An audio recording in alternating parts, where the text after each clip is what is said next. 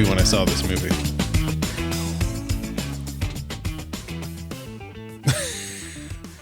Okay. Is it because I regularly phone you like at least once a week and I'm like, "Hi, Pete. What's your favorite scary movie?" Which is stupid that I keep asking you that because every single time your answer is, Click. "I don't like scary movies." Yeah. No, that's not why I thought of you. Although that is getting annoying that you do that every single week.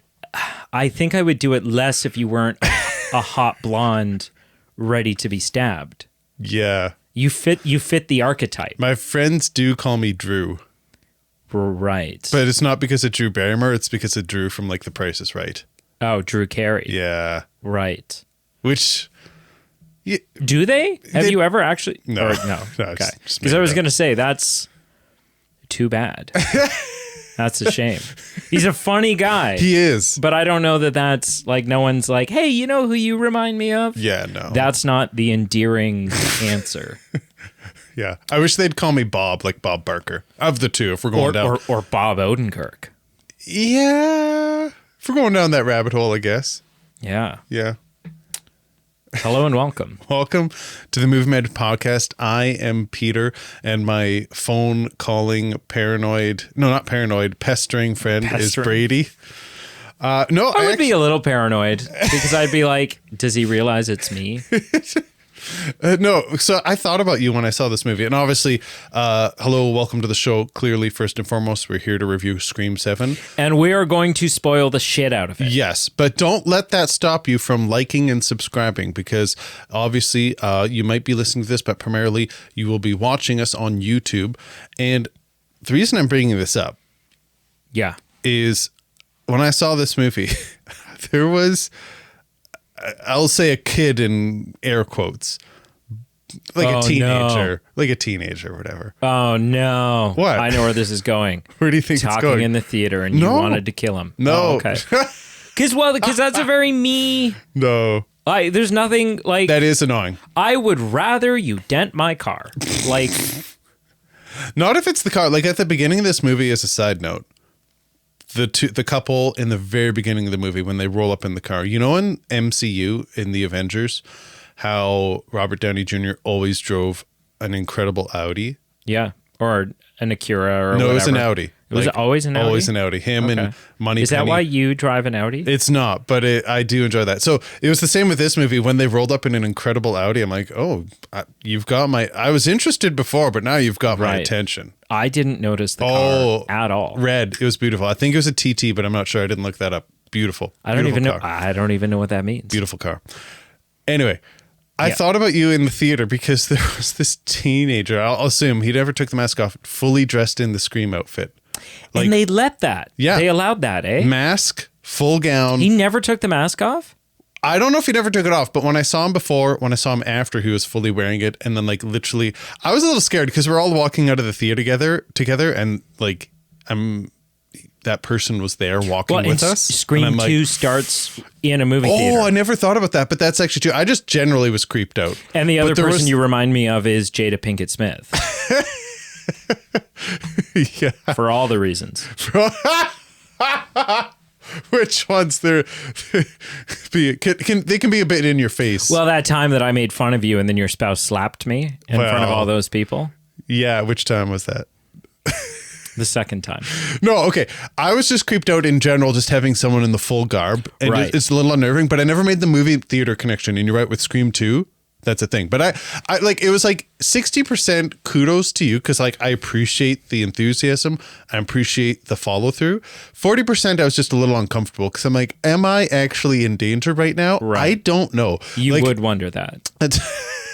It's not like at Halloween where you see a little kiddo wearing a mask and you're like, okay, we're all having fun here. Like it was a big enough quote unquote kid. It was clearly like a teenager. Yeah. But it was a big enough kid that I'm like, you could perform some bodily harm to me. If you're truly a psychopath killer. And I don't know if you are or not. And have spent more than 5 minutes in a gym. They could probably have, like, you may have been no match. Well, I mean, if he's like on the football team, you're screwed. We don't know. Then you're screwed. We honestly don't know. But anyway, I literally made a note of that because I I did think of you there. So, but you don't know whether or not I'm assuming it's a he. He had a Sure. He was my height. Oh, well, not quite, but close to my height. Very, very big. Very. You don't know whether or not they kept the mask on during the movie. I don't. Because if they did, douchebag. Well, I mean, just like what a hindered experience. To their own. I wouldn't say they're douchebag, but I would say they're ruining their level of enjoyment. You're right. Like, what are you going to actually be watching? Well, I mean, it's the third time they went. to be confirmed. Was it a good costume? Like the robe and everything? Was it? It wasn't A+, but it was like probably B+ A. Right. Did they have a knife? Not anymore. I think it was Confiscated. left in someone's gullet or something. I'm surprised that they were allowed to do that because following do you remember when Dark Knight Rises came out? I don't. So when that's a movie? I don't remember that movie coming out at all. Sorry. Yeah, it's like I don't remember the story. One of your favorite directors, Christopher Nolan. Yeah. When Dark Knight Rises, which is the third one, came out, I'm not even joking. That movie doesn't exist, but continue. There was somewhere in the States that some guy went to a movie theater for like at the opening night.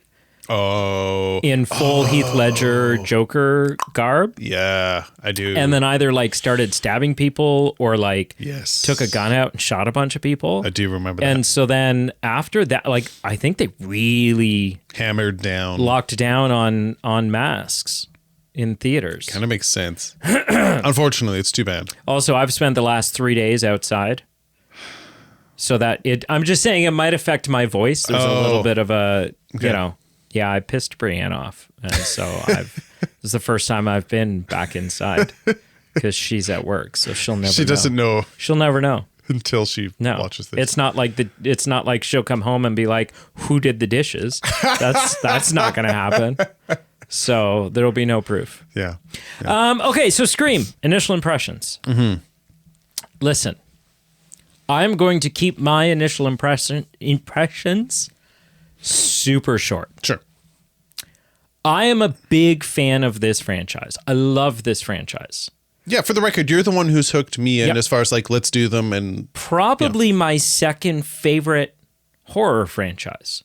I think it's edged out slightly by The Conjuring. However, depending on the day of the week you ask me, those could flip-flop. Yeah, and they're kind of different camps of the specific genre of horror, right?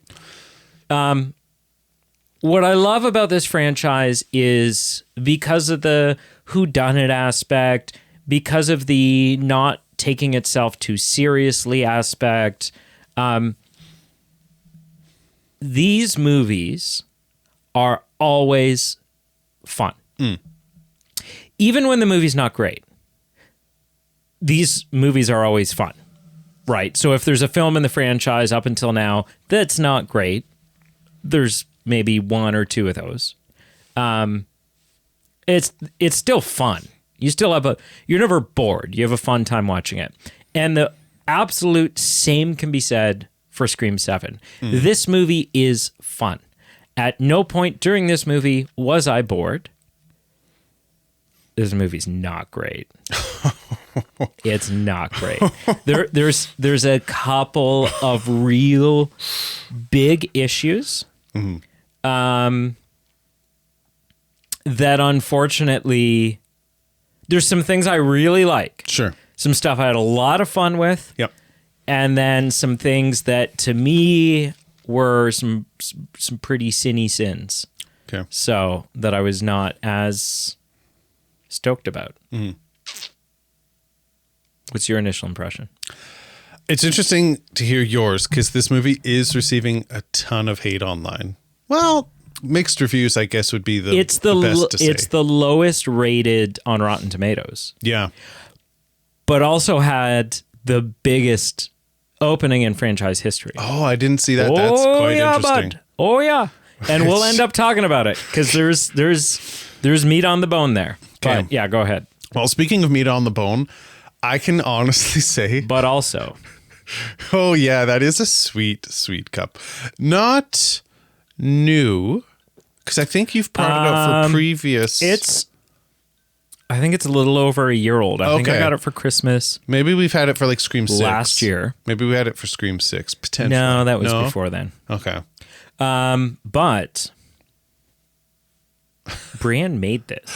Right. Like, it's so badass. Yeah. Like it's so badass. What's your favorite coffee mug? Yeah, for those that are just listening, what's wrong with you? But also, yeah, I'm holding up a Ghostface mug, and it slaps. It does pretty slap. hard. It's the second coolest mug I have made from her, because now I have that Hobbit one. And it's like bag end, and it's so friggin' detailed and It's very ridiculous. cool. I don't know how she made that. Yeah. Go ahead. Listen. Once again. Take it away. This is truly my favorite Scream rendition. Oh my God. And honestly, I know I haven't seen the movies when they came out. I'm a newer to the person, or newer to the scene here. This is my favorite one in decades. Honestly, decades. Wow. You listen. So many issues with this movie. They really messed up. Listen, I love how they brought Sydney back. I know that didn't work for a lot of people, but I love these movies have always been about her. They've always been about her. No. I mean, you've seen, presumably you've seen stuff online that some people didn't want Sydney back. I think everyone wanted Sydney back. I've comped the She's the Scream Queen. I think I've seen a lot of people's critiques saying just generally nostalgia bait.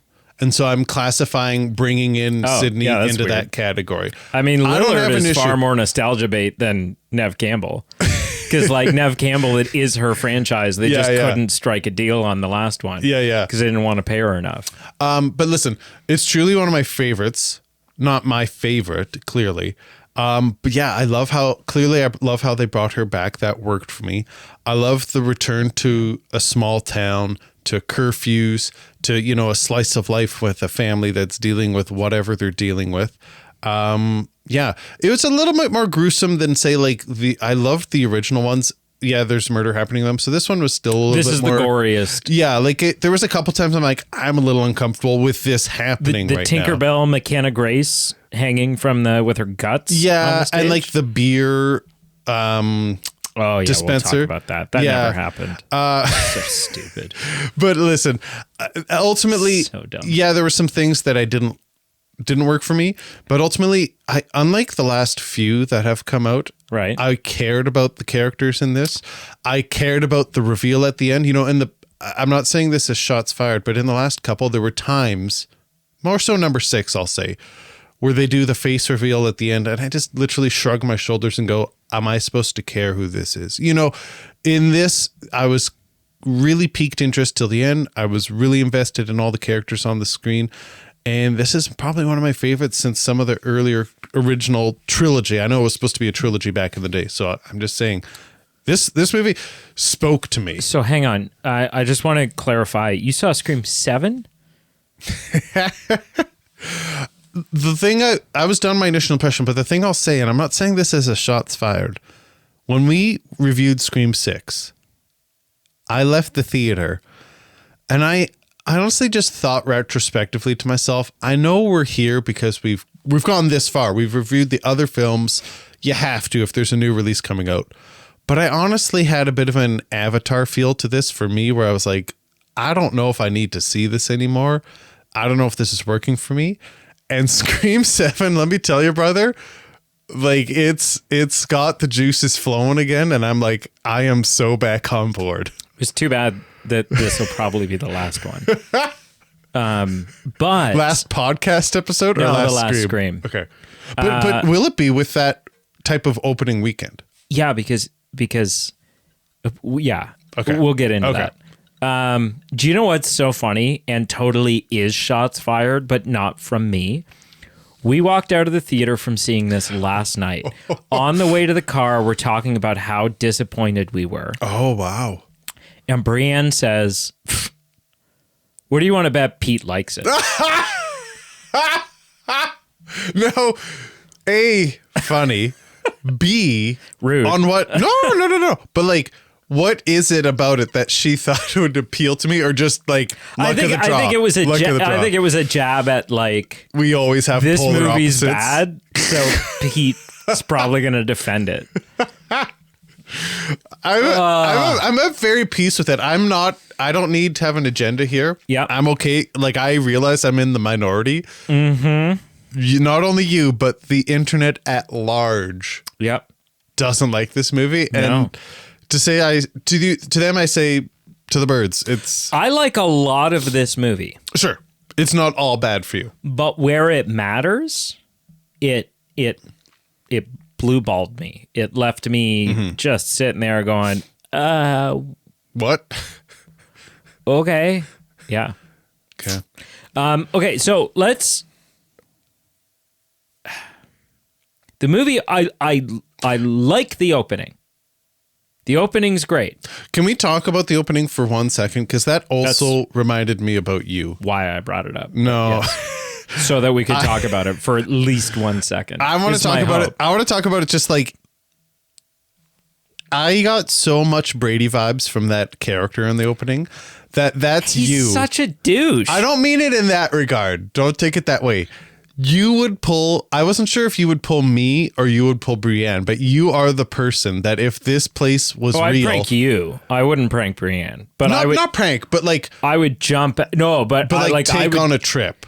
Yeah, to say like, yeah. if this was real, this was based on something true, and you were interested in a film franchise that was based off Yeah. it. Like if The Conjuring had a house like this, that's like, here's where Molly was possessed by Satan or something. You would be pulling. I mean, they have the Warrens Museum. It's true, actually. That does exist. The Annabelle doll sitting right there. It doesn't even look that scary. It's a Raggedy Ann. Yeah. Yeah. Anyway. But wait till you see what it does. That's why it's That's the trick. that's why it's scary. I just that concept screamed Brady to me. That Right. like you're like, hey, we're going, pack the car. Not everyone else is like convinced this is a great idea. But you're like, hey, whatever. You only get stabbed once. I loved the beginning because it was cool to see. It just made sense. It was smart that whoever's bought the Mocker house has turned it into Cashed in. an probably overpriced, like a novelty priced Airbnb. Rental, yeah. Makes sense. I liked. I mean, I knew, and anyone who didn't see it coming is a dunce. Like a Kirsten Dunst? You can, but you can tell, like, the whole animatronic Ghostface thing is such a great fake out. Right. And then you knew that it was going to pay off, though, that, like, Yeah. at some point, it's going to get switched out and it will actually be Ghostface. Yeah. Loved that. I also really loved like the moment where, okay, this film's got its teeth synced into me and we're ready to go here, is the torching of the house. Because we've returned to the house countless times at this point. And this just sort of felt like it kind of felt like a return to killing Drew Barrymore. Right? Okay. So in the first Scream movie, Drew Barrymore's in the trailer. Yeah. She's on the poster. She's the biggest face or one of the biggest faces on the poster. Dead in the first 10 minutes. Yeah. And so what I love about that is what that did in the first Scream movie, this does in this movie, which is communicates loud and clear to the audience for the next 2 hours, nothing's off limits. No one is untouchable. No one is too sacred to be killed. Like I was watching this movie going, for all I know, this is Nev Campbell's swan song and they're going to kill Sydney. You think I get what you're saying to a degree, but you really think everyone was untouchable based off that, or that you went into the film after that scene thinking like even Nev was on? Yeah. I thought they could have killed Courtney Cox. I mean, they killed Dewey. They did. That's true. Right? David Arquette's gone. Yeah. Yeah. So it's true. Right? Like, anything is possible. Anything's on the table. And we don't know what Nev Campbell's deal looked like, right? It could be like, I'll come back for one more. Right. That's it. And they're like, okay, well, then we're going to kill Sydney. And she's like, sweet. Couldn't be happier. Right? I like the family dynamic. It really worked for me. I like Tatum. Yep. I think it's fun that she's named after Tatum. Fun. Yeah, I guess. Yeah. Yeah, I guess. Just because I'm not naming my kid Pete doesn't mean it's not a nice thing. Yeah. Yeah, no. Yeah, continue.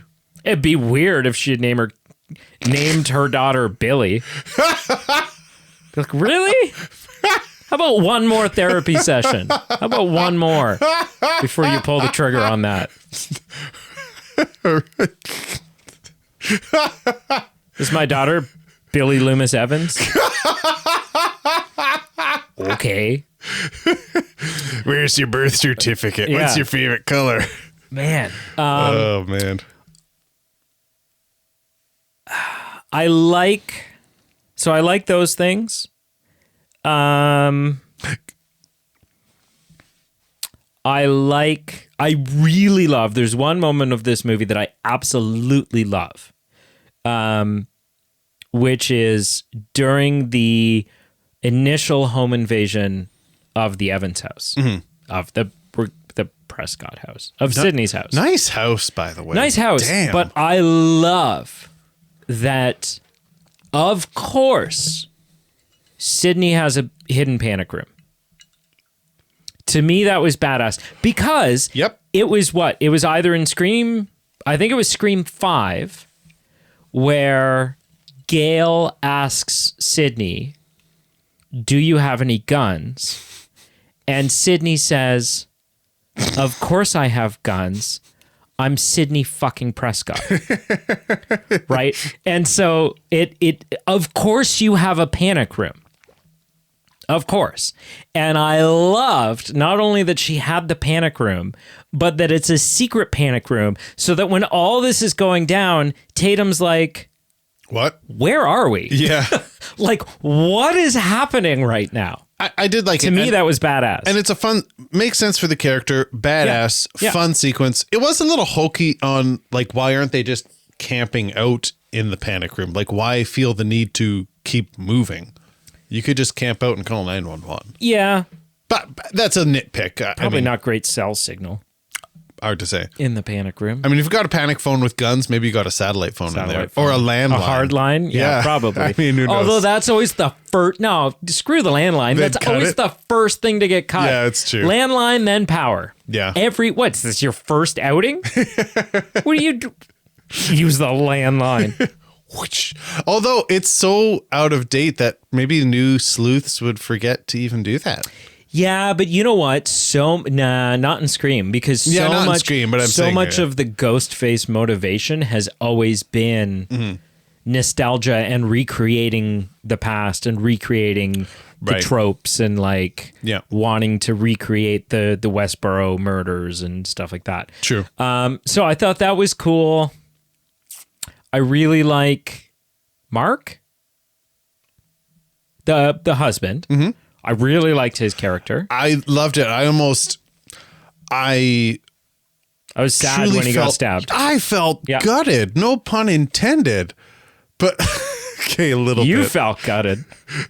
But what about Mark? I was so heartbroken when that happened because I was invested in this family.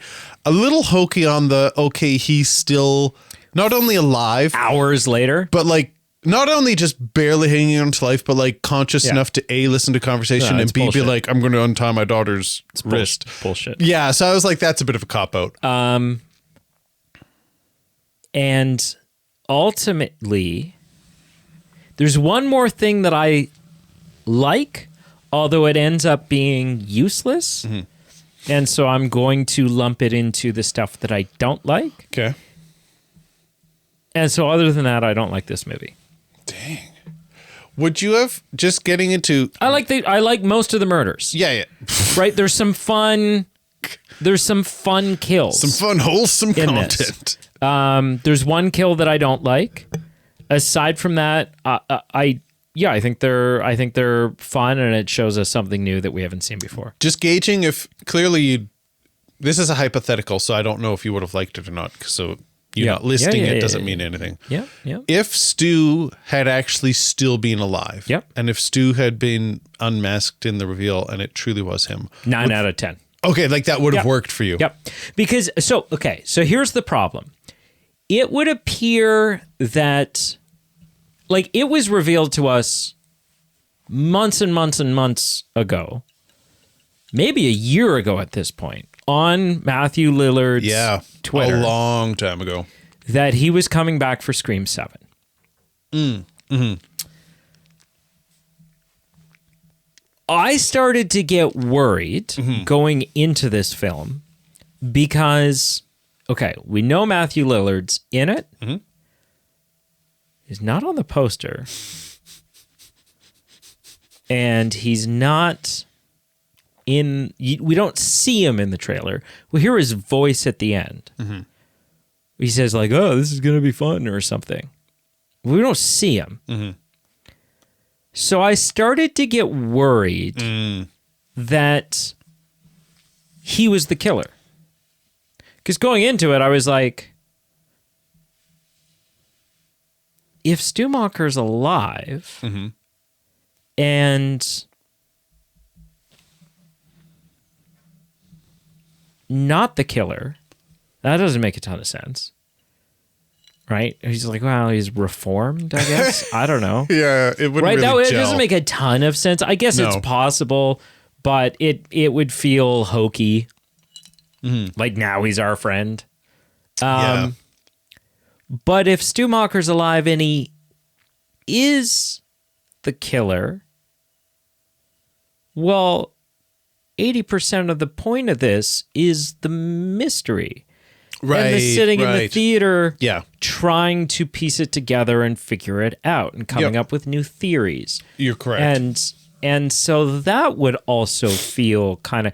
So then I was like, well, is Matthew Lillard in it, but is he in it the way that Skeet Ulrich was in the last one, or the last two, where it's just a flashback or a hallucination type thing or a vision or a whatever, but he's not actually alive. Right. Those were the three options I thought could be a thing. Yep. In order of like, I would have, my favorite would have been he's alive and he's the killer. Yep. Then he's alive and he's not the killer. And then he's in the movie and it's just flashbacks. Yeah. They found a way, they found a worse fourth option. Just not on the menu, asshole. What the perfect way to do this movie, man. The perfect way to have done this movie would have been, in a perfect ideal world, is Stu Macher's alive. Okay. He's the killer. And we all go into Scream 7 without the faintest clue that Matthew Lillard is in this movie. Yes. That would have been phenomenal. Correct. And you're getting into the aspect of where trailers are now as well. That unlike maybe 10, 15, 20 years ago, where trailers, for my opinion, the best trailers didn't really reveal too much. Trailers just got you interested, but without giving away too much. This trailer kind of created a lot of hoopla and what's going on, but it really, for what his involvement was, it just seems like a bit of a tease unnecessarily. And I agree, like, the best thing would have been, here's a trailer, get you hyped up for Scream 7. Cream 7? That's a film from Pete's private collection. I'm just going to stop right there. But him, you're right, like him surprisingly showing up and no one having a clue. Yeah. That would have been the okay. Amazing. Would have been amazing. Kind of like the Spider-Man No Way Home. Well, now, that's a bit different. Some people were suspecting it, but it wasn't fully. But it wasn't. We all were pretty friggin' sure. Okay, maybe a bad example, but it wasn't like Tobey Maguire's voice was in the trailer, or Yeah. But I think the problem is that Scream was like, I don't like. We need a hook. Mm-hmm. Right? Like, true. I think they thought that they needed Matthew Lillard for hype. Just to get that and momentum. And it worked. It did. They had the largest opening in franchise history. Which is nuts. And it's exactly why either this will be the last Scream, or Scream 8 will be the last Scream, because they'll look at the success of this one financially and go, we should make an 8th.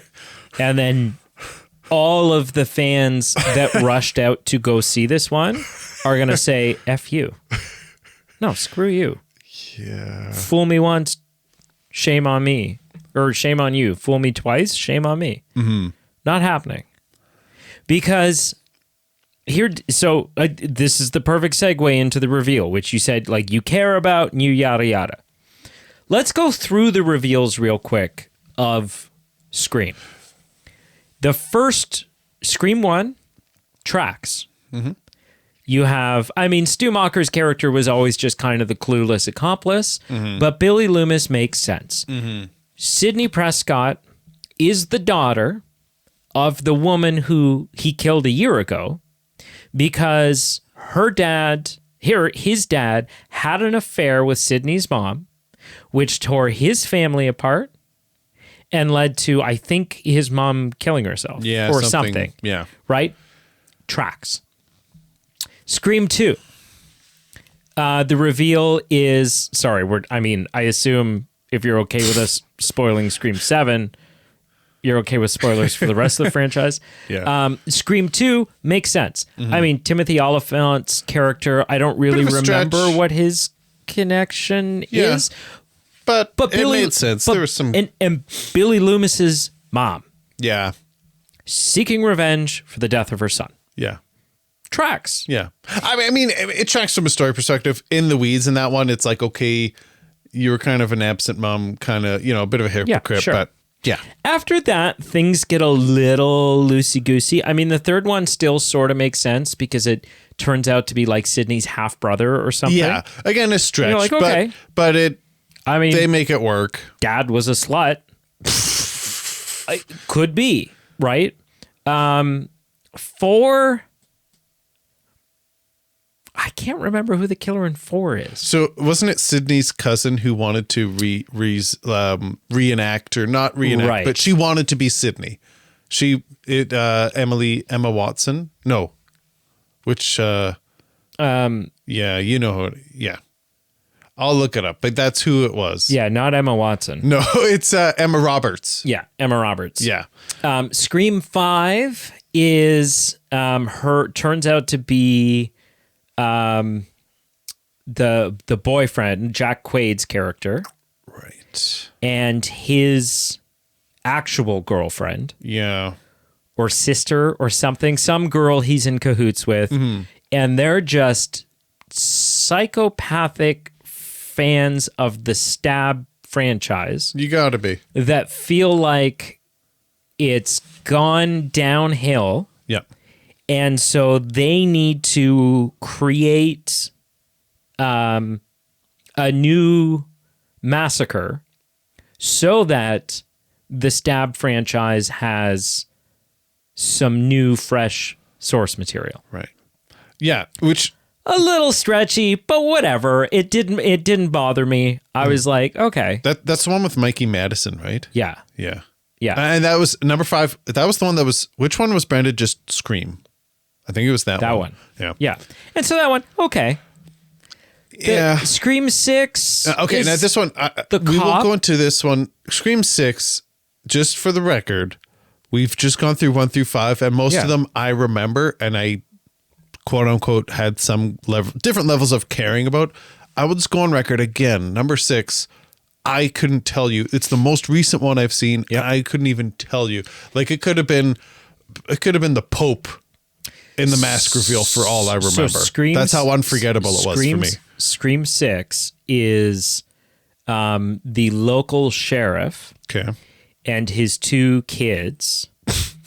And I can't remember what their motivation is. Makes 2 of us. But they've set up a museum I do of remember the all museum. the previous, and the character Kirby comes back, and she's now like an FBI agent. Okay. And so that's kind of fun. Worked. That worked for me. It was a fun worked movie. for me. Fun movie. We get to Scream 7. I was so on board because I went into this going. I would say this is the Yeah. this is the best opening since number 1. The movie theater one's pretty great. I guess it's iconic. I would say it's number 2 for me. Like it goes 1 then 7 for openings. Sure. Yeah. I won't fight you. No. Yeah.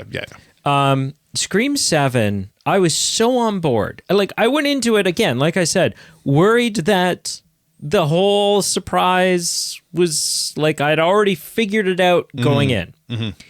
Then halfway through, I became okay with that. Okay. If it is Stu, Yeah. and he's been John Doe for the last 30 some odd years in this mental institute, and he's got all these scars on his face because of the TV that was dropped on his head. But that's why he had amnesia, didn't know who he was. Like I'm on board. It turns out that it's some bimbo neighbor The Pitch Perfect lady who does not give a shit about her son. Like that was tragic. right. Like that hurt But me. she had an abusive husband Yeah. and took inspiration from Sydney's book.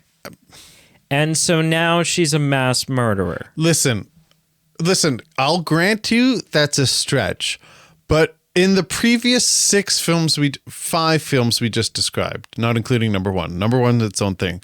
The previous 5 were also a stretch though. Like the one with Not Maddie like this. Mickelson being like, "Oh, I'm acting out because I don't think this is representative of the film series I love and I grew up with, and it's not the America I know." But at least it was family and it was tied in, and this is some crazy person who has taken inspiration from Sydney's book. Was the person who went to The Dark Knight Rises And then Carl with a Joker mask on related to Christopher Nolan? Hang on. No, it was a random person Hang on. with psychological problems. And then Carl, who, he has a history of being a murderer. Mm-hmm. All you really had to do was put a mask on him and point him. And he goes to town. And he goes. Yeah. And then the orderly, and I'm like, there's never any he's just like, haha, it's also me. And I'm like, What? but why? And there's no explanation for that. How did they There's cross no paths? How did the explanation. neighbor and the orderly cross paths? Because she ends up at that hospital. Oh, She's right. like, I checked myself in there. Right, yeah. And then I guess just talk, she spoke his kind of crazy or something. Like, to be honest, you know what the funny thing? What? That worked for me because that whole sequence, I'm like, that orderly's getting fired for just openly talking to the press about confidential patient information. And then at the end, when I realized he was part of it, I'm like, okay, this checks out. That's why he was a nutbag and went off the rocker. I was so on board with and then do you know the woman who plays, is it Jill? Yeah. The neighbor? Look, yeah. The Pitch Perfect chick. Her legacy in this franchise Sure. will be she will be known as the biggest letdown of all time. Oh man. Because The thing is, Carl dies partway through. yeah. In this ridiculous, like, Gale just comes out of nowhere Listen, and runs that him worked over. for me. That was hilarious. That worked for me. It worked for me. And then he reveals that it's him. And I'm still tracking because I'm like, Stu was in this hospital. It makes sense that he was friends with Carl, and so that's how he roped this Carl guy in. Yeah. And I don't know, maybe this orderly guy is just a little crazy or something, or Stu's got dirt, Stu's got his family or something. Who knows? Something. Right? And then he's like, oh, yada, yada, yada. Right, Stu?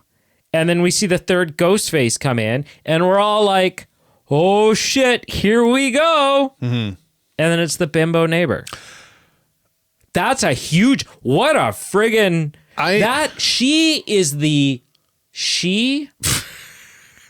go right now. Okay. Go back to being like 8 years old. Weird, but okay. It's Christmas morning. Oh.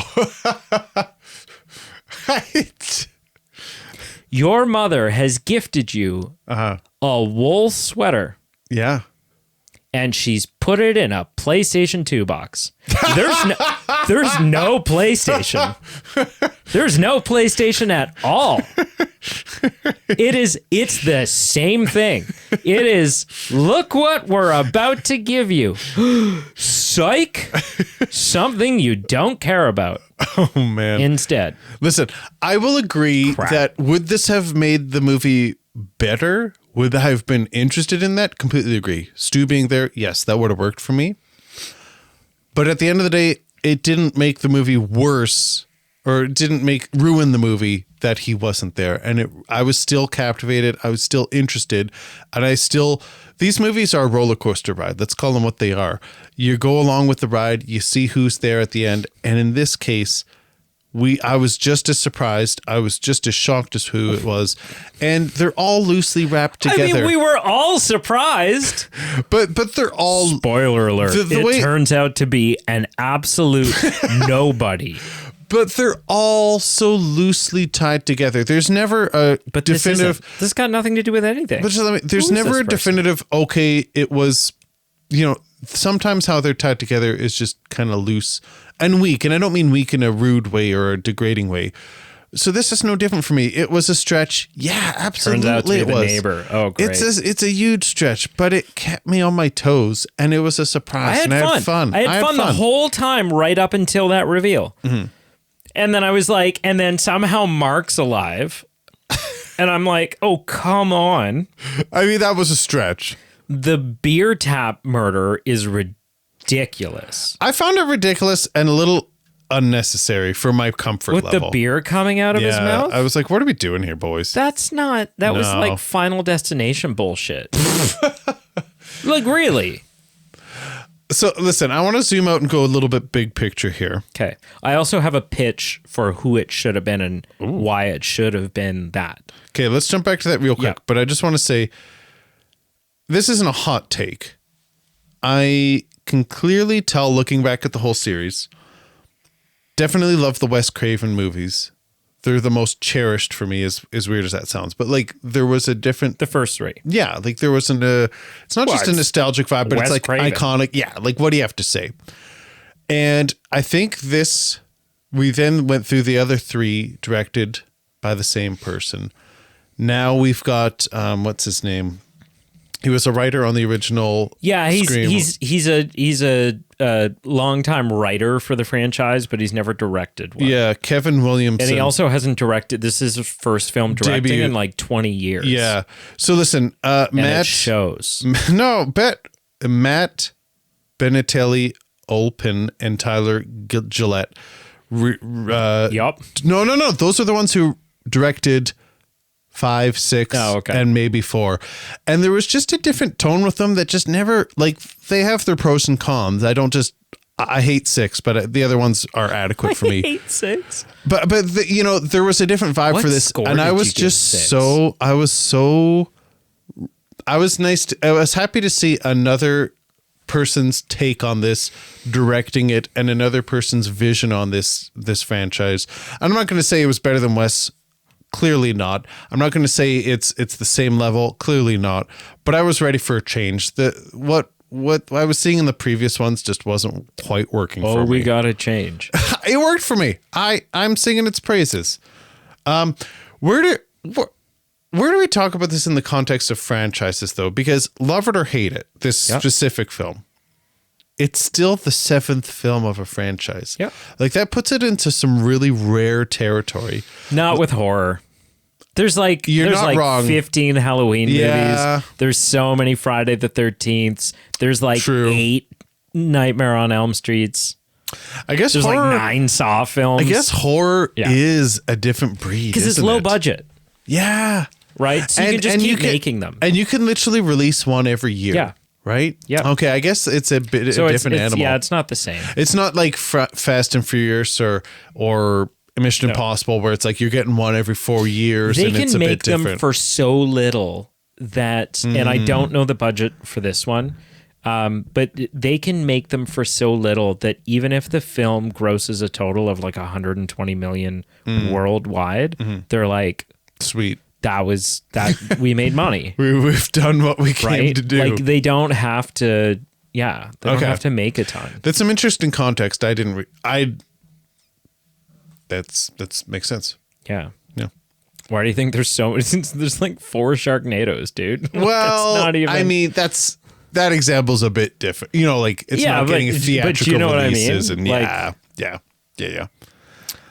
and I feel this question isn't. Try and give this an answer. Actually, I think I know what your answer is, but it was bad. Okay, let me rephrase what I was originally going to ask. What I was trying to decide walking out of the theater last night and on the drive home is this the worst one? And if are you not convinced that it's the worst one? I'm not convinced it's the worst. If it isn't the worst, interesting. Then it's like I'm just assuming second worst. I'm just assuming you think it is. That was my assumption from the rip. No, interesting. Not necessarily. 4. Interesting. It could be 4. Yeah. 4's. Yeah. Okay. Let me reframe this question, but obviously I will classify you as a fan of the franchise. Yeah.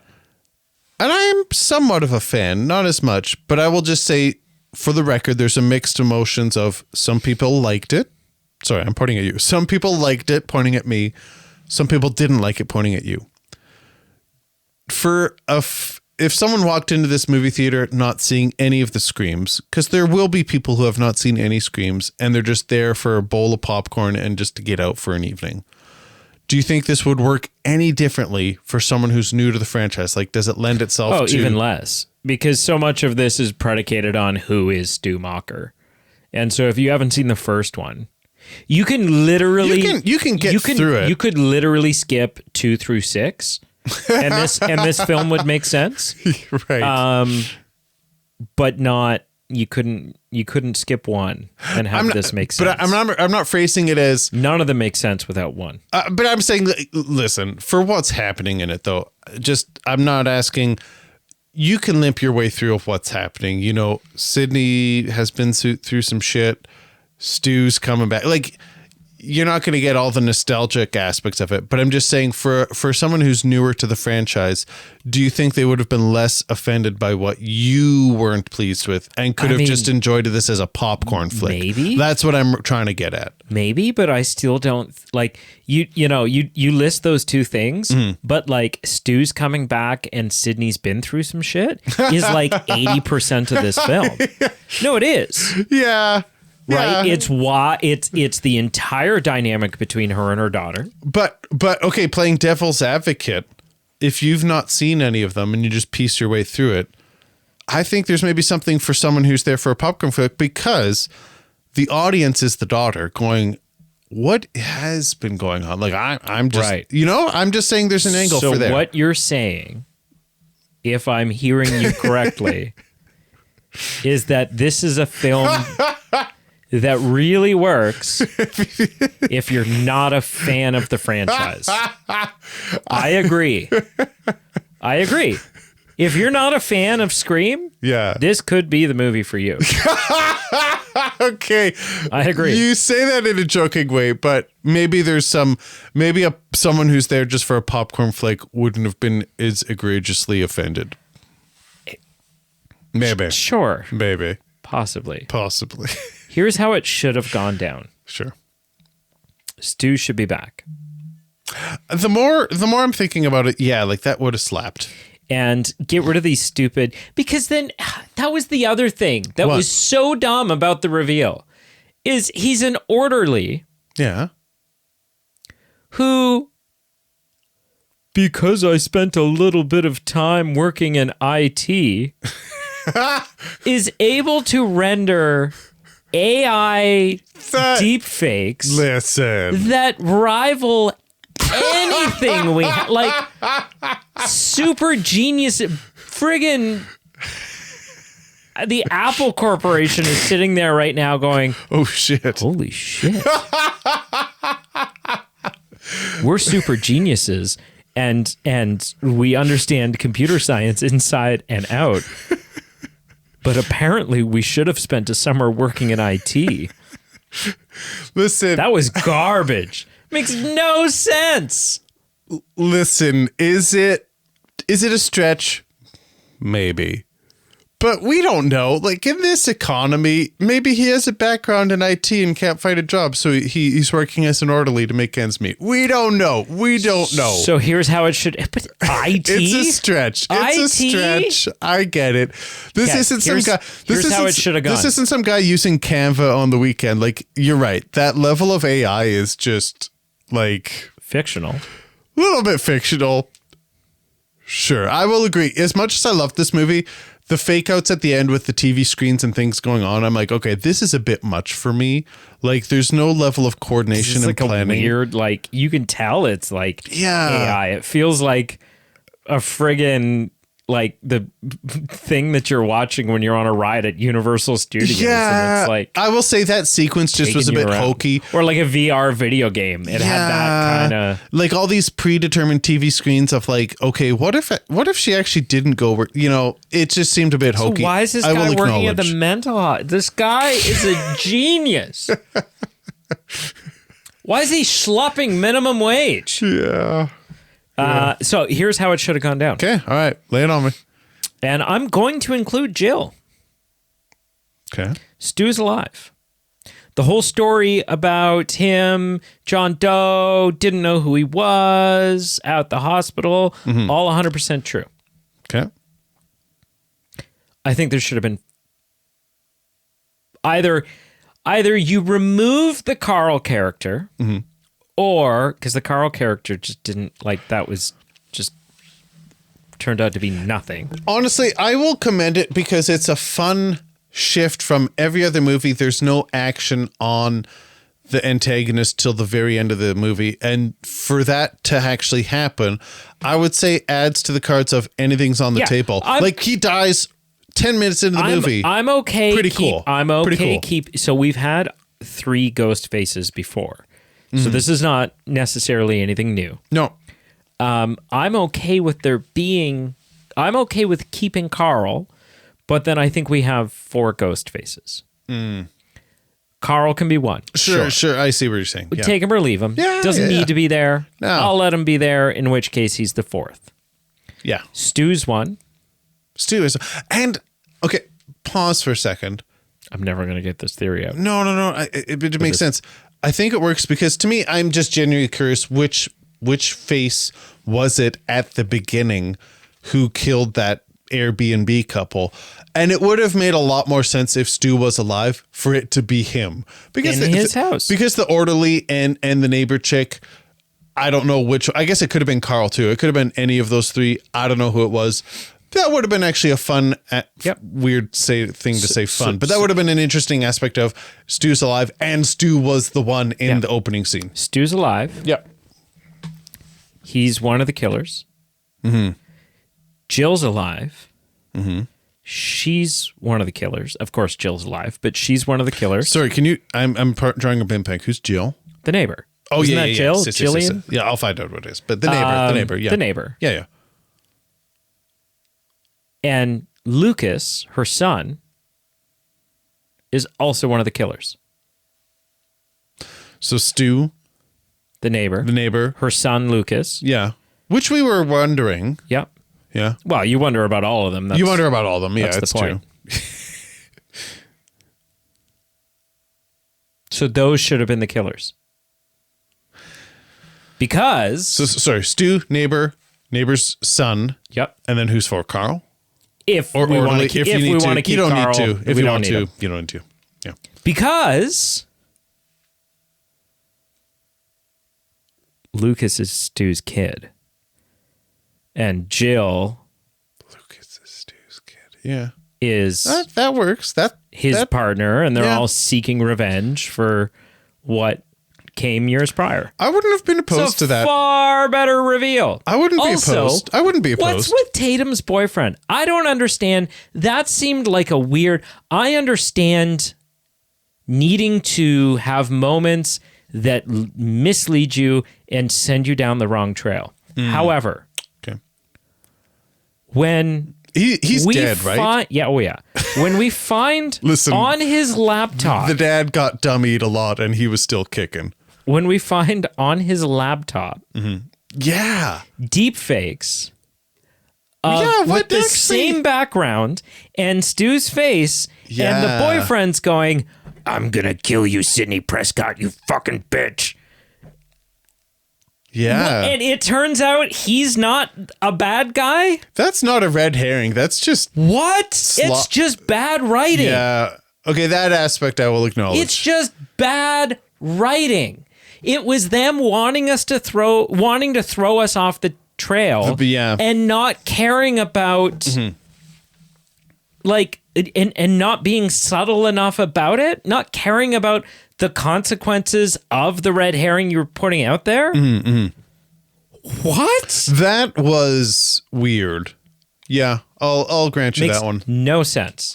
Not really. Makes no sense. Well, I mean, a dumb movie. if the orderly can hack that much, maybe he just absolutely spammed that guy's computer. We don't know. No, because he doesn't deny it. He's like, I did make this. He's like, I was true. just trying to see if it was possible, which is the biggest bullshit. That's true. He does say that. Yeah. No. Okay. It's Never a mind. dumb movie. I'm moonwalking back from that. The more that you doesn't work. pick this film apart, the less it works. I'm not going that far, but I'm saying that specific thing. Agreed. Has no that was silly. How about this? Because I have a couple more Sure, lay him on me. bullets in my revolver here. Yeah. How about this? You're at a TV station. You get a call from your daughter. She's about to be murdered. You run outside to the vehicle that you came in. That vehicle's not yours. It's Gail's. It's locked. So, A, do you go back in and say, "Come on, Gail, we gotta go"? Or B, do you start running? Walk. Yeah, run. Go by foot. Go as the crow flies. What? Stupid. That was, I would agree. And I feel like this movie in this franchise as a whole gets into tropes. Understood. The whole, hey, I'm on my way to the coffee shop and my cell reception is bullshit. I'm like, okay, that's There's one better trope. ways to do it. That's one trope too Give far. them car trouble. Yeah. Right? She gets in the car and her and Gail are driving, and then there's car trouble. Yeah. Done. Done. Believable. Adds the same tension. Yeah. Here's my final one. Are you ready? Yeah, I'm ready. Everything's all said and done. Your husband, who somehow is still alive, Doesn't make sense. has been stabbed 5 times 5 is a conservative estimate. and then laid there for hours, Now, I guess he was wrapped in wraps, so maybe that contains things. bleeding out. I'd say that's like a tourniquet. Like it's a Do you know how compression. tight you have to have a tourniquet? I actually do, but I'm just playing devil's advocate in this universe. He's loaded for this record. I think it's ridiculous that he's still alive. He's loaded into the back of an ambulance to be taken to the hospital. Okay.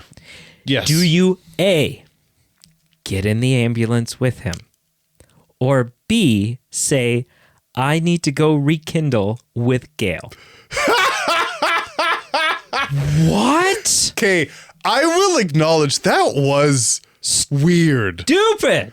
I watched that too, and I'm like, the only reason they did it is because the OGs had to have a moment on screen together. And the thing, it felt so disingenuous because he's literally looking at her being like, honey, I'm dying. Are you going to come with me or at least just kiss me on the hand one more time? Yeah. And she's like, all right, there. We'll see you tomorrow. Because in the last line of the last line of the film is Sydney walking over to Tatum and being like, come on, let's go see your dad. You could have gone in the ambulance. Let's go see if your dad's made it is more like it. Yeah. What do you mean, let's go see your dad? Let's go pick out a casket. Like, good God. There were so many moments in this film. I will acknowledge I'm just rolling my eyes. That sequence did stand out to me as well, going, Sydney, what are you doing? Just he's literally reaching out to you. Yeah. Maybe not his head because he's lost so much blood he can't bring himself to lift his arm, but he's looking up, like his head lifts up and he's like, he's able to cut his daughter out of leg restraints somehow. He's like, honey, are you gonna step in? Yeah. Please? I did like, so circling back to something I do like, just because I don't want to be all negative. Yep. I thought back on the whole, I'm Sydney effing Prescott. Yep. I loved that.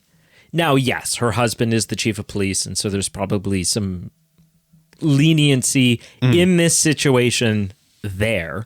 However, when they all arrive at the theater and they're like, everyone's going in guns blazing looking for Tatum. Yep. I love that there's the chief, there's a number of cops, and then Sydney, who's also packing heat. And there's no like, ma'am, let the police handle this. Yeah, they're like, no, that's Sydney effing Prescott. Yeah, back off. Yeah. I liked that. I liked that she is just a civilian and she's in there with her gun out, and not a single cop on that force is gonna do a damn thing about it because she'll just she's gonna tell him right off. Yeah. Yep. That's all I've got. What did I assume you have? Just a couple rapid fire things. Okay. This is just a trope in general, not a critique to this film, but it is sometimes frustrating to see the villain antagonist get hit by a 2x4, get hit by a brick, get hit by something, and they are not even taking a moment to just breathe. They're just like coming at you. And again, it's one thing if it's Billy Loomis. It's another thing if it's even Cotton Weary. Had Cotton Weary turned out to be a killer at some point, whatever. I buy that guy is taking blows over the head. Jill, the neighbor,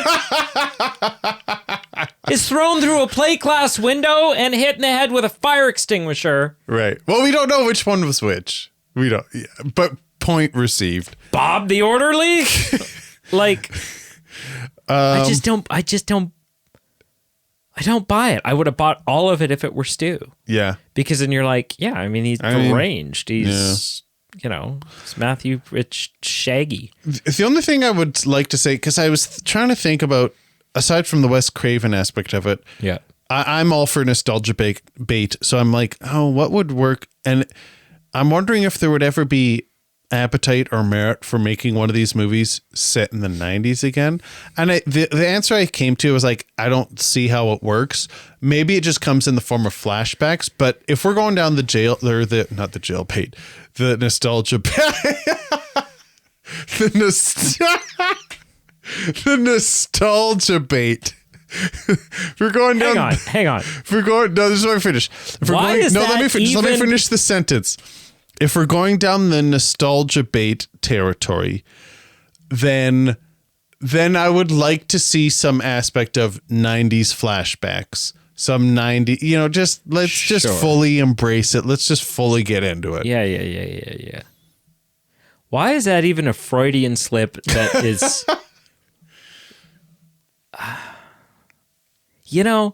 like it's one thing when you accidentally call your son the name of a friend, or you call a friend the name of your son, or you would, but one episode we've gotten Cream 7. I did. That was, listen. Anyways, is that it? That's it. All right. Yeah, that's it. On a scale of 0 to 10, Oh, man. how would you rate Scream 7? 5 I.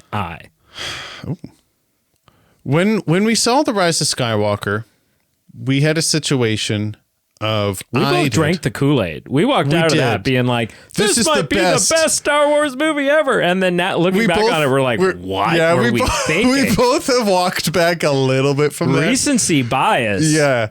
So I'm trying to keep that lens in mind when I rank this. Yep. But it's not the best. I'm not going full Rise of Skywalker here. Yep. But I will say I enjoyed it and it was good. And for that, I will give Scream 7 a 7. I enjoyed it. It kept me interested. I have liked the franchise, but I wasn't just there for a popcorn flick, but I really had a fun outing going to the theater. And I'm not trying to do shots fired, but I saw number 6. All the others I saw on video, like at home. I know, you're like, Number you hate 6, sick. number 6 I saw in the theater, and I'm like, I don't need to do that again. Like home release was more than enough. But number 7, I was all about seeing it in the theater. Had a blast. What did you give, and why is it a third of what 7 is? A third might be generous. Here's the thing. I mean, I've seen it more recently than you, but so I'm more prone to potentially have recency bias. Sure. But I feel like recency bias only ever makes you score something higher than it actually is. Right? You're never like, I think it's actually, I just saw it last night, so I think it's a turd. I think but it's dog shit. the more I stew on it, I'll think it's amazing. Like that's not usually the way it goes. Yeah. Although that being said, I sometimes do that. It's excitement from having just seen it. The hype, yeah. So I may have some recency bias. Oh, gosh. I don't know. Oh, my gosh. But I'm giving it a 4. Oh, that's reasonable. Like, I thought you were going lower. I really did. I'm giving it a 4. Okay. Wrap it up, Pete. Well, thank you for watching. Again, please like and subscribe below. Check us out on our socials below: Facebook, Instagram, Twitter. Instagram's really our main go-to. Check us out on our Patreon Is page. it Scream 1 where it's like, hey, it's just, no. What movie is it where it's like, one? check me out, checking you out, checking me out? What is that from? I don't know. Maybe. Anyways. Yeah. Check out our Patreon page, our merchandise page. It's ways for you to support the show. Hey, Siri. And it's ways for you to get some perks back for supporting the show. And ultimately, the best thing you can do to support us is just give us a like and subscribe below. We appreciate hearing from you. And until next time. Look it up. Look it up. Okay, what is it? Check me out, checking you out, checking me out. It could be 8 simple rules. Why am I now thinking that it's 8 simple rules? I bet you it is. Nothing? Nothing. It's because it's actually just the line I used to use on older men. Nothing? There's nothing there? No. What did you say? Check me out. Look checking you out. Checking me out. Yeah. I don't know. It says, does anyone remember? We're down the Reddit rabbit hole. Reddit's trying to figure, someone on Reddit's trying to figure it out too. Does anyone remember the guy in the skate shop saying, check me out, checking you out, checking me out, and going back and forth a bit? I think it was THPS 2, 3, or 4, help a brother out. The skate shop. No, it can't be that because I don't even know I've never heard of the skate shop. I have no idea what this is. And I've seen this. Oh, Tony Hawk's Pro Skater. No, that's not what it is. I don't know. Anyways, son of a bitch.